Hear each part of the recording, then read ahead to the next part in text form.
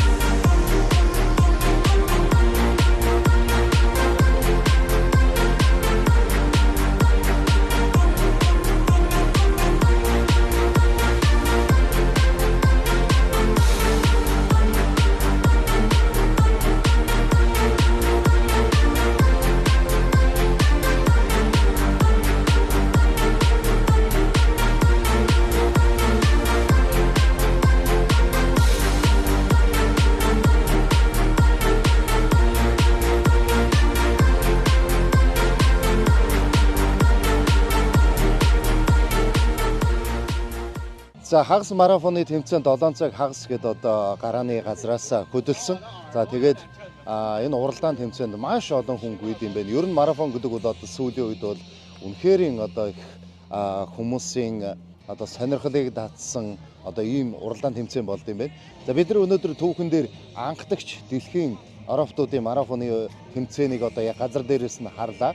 Тэгэхдээ одоо яг эхний хугацаанд бол яалтчгүй одоо бас бүдэрж унж байгаа байна.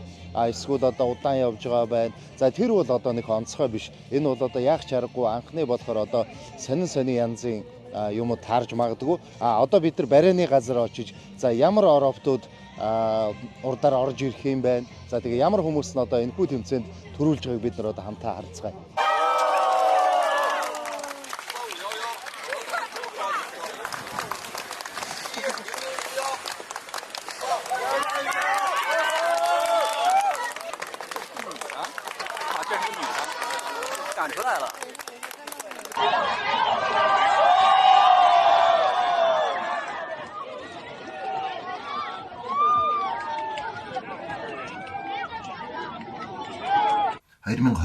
оны Бээжингийн Ийжон дүүргийн хагас марафоны тэмцээн ихүү амжилттай өндөрлөө. За энэ уралдааны гол онцлог нь бол яг чаргагүй орофтууд байсан юм аа.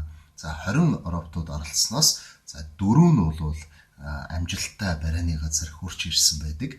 За тэгээд нөгөө 16-гийн хувьд авч хэлвэл одоо бас хүнтэй адилхан тийм ээ. Хүн ч гэсэн адилхан урдаар мүлгчээж, дахиж алхаж дахиж гүйдэг. За тэгээд одоо бас анх дугаар удаа оролцож байгаа гэдэг утгаараа одоо мэрэгжил ч юм уу техникийн хувьд одоо бас асуудал байсан гэдгийг бол одоо бид нар бас харсан.